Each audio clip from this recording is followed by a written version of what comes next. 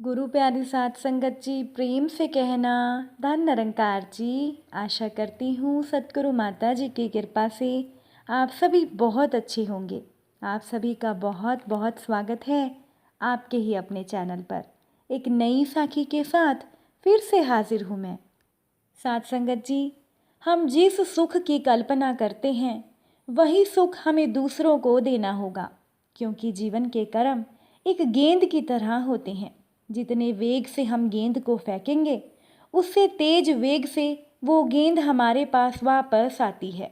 हम जो भी कर्म करते हैं उसके फल हमें भोगने ही पड़ते हैं, चाहे उसके लिए अनेकों जन्म लेने पड़े। और आज की साखी इसी विषय पर आधारित है। चलिए आज की साखी सुनते हैं। साध संगत जी, एक बार कुछ चोरों ने एक राजकोष से चोरी की। चोरी का समाचार फैल गया। राजा के कर्मचारी चोरों की खोज में भागे। चोरों का पीछा किया गया तो चोर घबरा गए, क्योंकि माल के साथ चोरों के लिए भागना बड़ा मुश्किल था। मार्ग में मांडव्य ऋषि का आश्रम था। साध संगत जी, चोर मांडव्य ऋषि के आश्रम में चले गए और चोरों ने चोरी का माल भी आश्रम में छिपा दिया और वहां से भाग गए। अब राजा के सैनिक पीछा करते करते मांडव्य ऋषि के आश्रम में आ गए। उन्होंने आश्रम की छानबीन की तो चोरी का माल आश्रम से मिल गया। उस समय मांडव्य ऋषि अपने ध्यान में थे। राज कर्मचारियों की भागदौड़ की आवाज से ऋषि का ध्यान भंग हो गया। उन्होंने मांडव्य ऋषि को ही चोर समझ लिया। साध संगत जी, राजा के सैनिक मांडव्य ऋषि को पकड़कर राजा के पास ले गए और राजा ने ऋषि को फांसी की सजा सुना दी। मांडव्य ऋषि को वध स्थल पर लाया गया। मांडव्य ऋषि वहीं पर गायत्री मंत्र का जाप करने लगे। साध संगत जी, राजा के कर्मचारी उन्हें फांसी देते, लेकिन मांडव्य ऋषि को फांसी ना लगती। ये देखकर कर्मचारी और खुद राजा भी बहुत हैरान हुए कि ऐसा क्यों हो रहा है।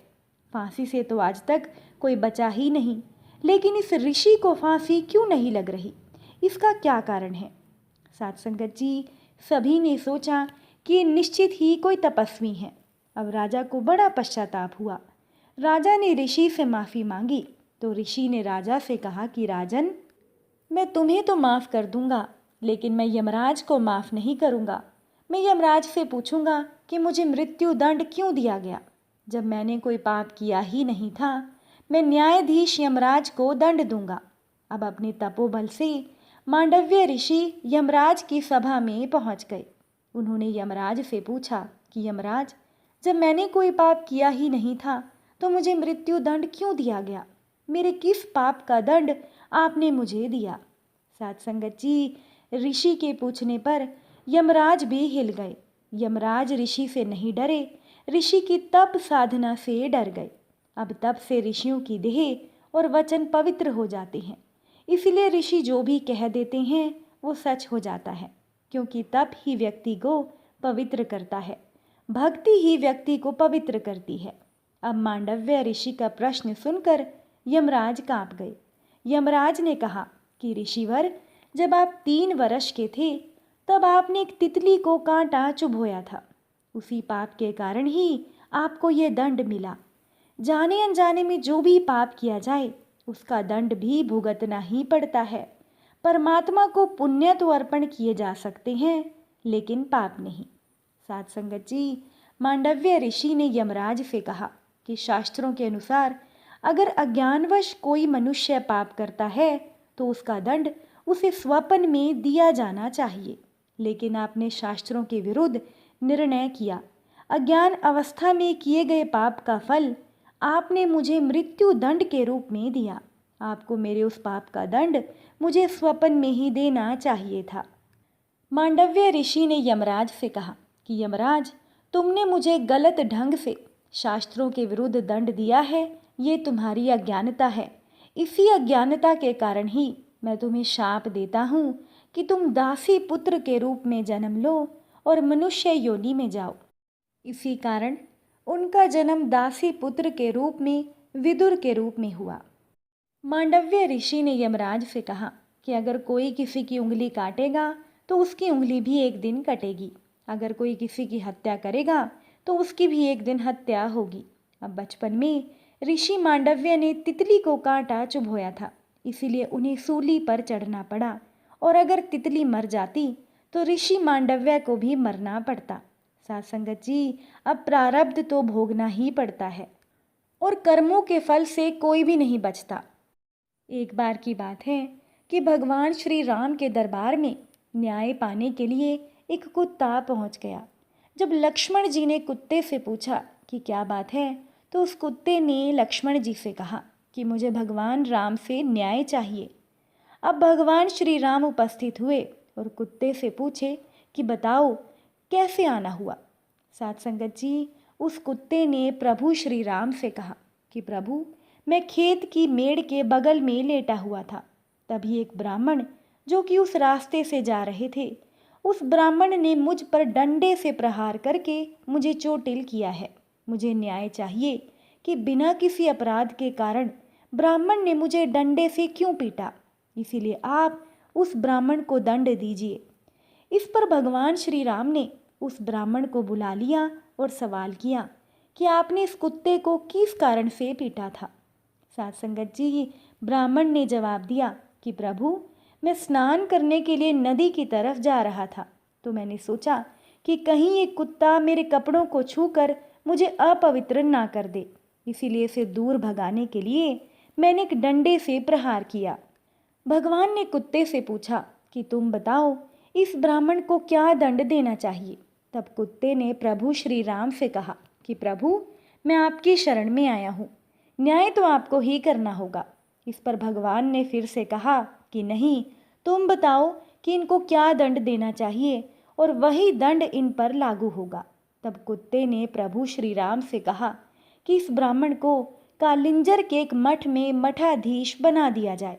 ये सुनकर वहाँ राज दरबार में उपस्थित सभी लोग हैरान हो गए, क्योंकि कालिंजर का वो मठ असीम वैभव, ऐश्वर्य और अकूट धन से समृद्ध था, और उस मठ का मठाधीश बनना गर्व की बात होती थी। तब भगवान श्री राम ने कुत्ते से पूछा कि तुम इस ब्राह्मण को दंड दे रहे हो या मजाक कर रहे हो।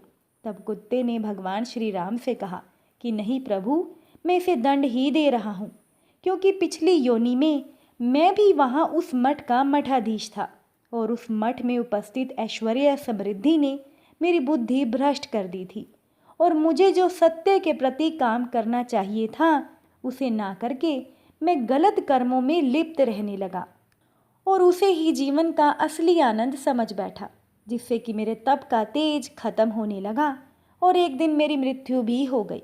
उसके बाद मुझे ये कुत्ते की योनि प्राप्त हुई है।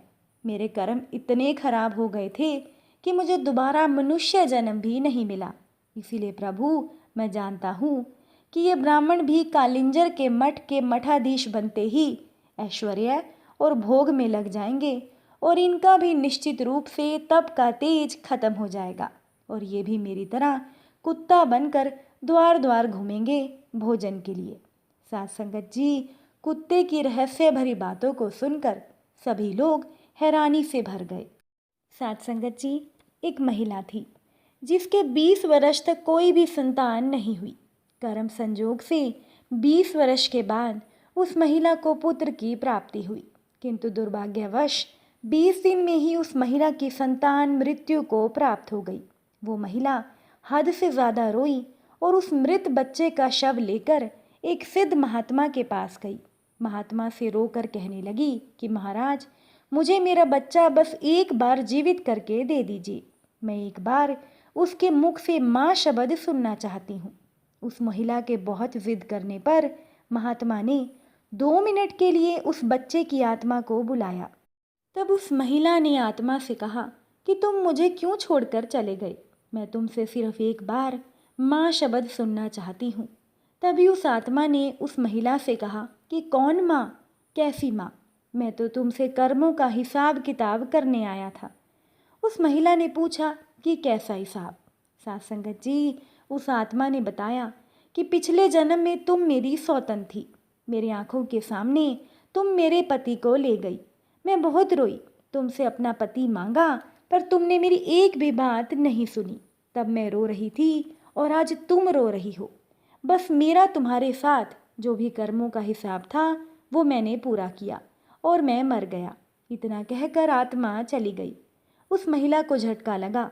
उसे महात्मा ने समझाया कि देखो, मैंने कहा था ना, ये सब रिश्तेदार, माता पिता, भाई बहन सभी कर्मों के कारण जुड़े हैं और हम सभी कर्मों का हिसाब करने आए हैं। इसीलिए बस हमें अच्छे कर्म करने चाहिए ताकि बाद में हमें भुगतना ना पड़े। वो महिला महात्मा जी की बात समझ गई और अपने घर को लौट गई। साथ संगत जी, कर्मों का फल तो भुगतना ही पड़ता है, इसीलिए हमें हमेशा अच्छे कर्म ही करने चाहिए। उम्मीद करती हूँ कि साखी आपको अच्छी लगी होगी। अगर अच्छी लगी हो तो अपने विचार कमेंट द्वारा ज़रूर बताइएगा और साखी को लाइक भी कीजिएगा। चलिए अब हम सभी मिलकर सिमरन करते हैं। तू ही निरंकार, मैं तेरी शरण हाँ, मैनू बख्श लो। तू ही निरंकार, मैं तेरी शरण हाँ, मैनू बख्श लो। साथ संगत जी प्यार से कहना, धन निरंकार जी।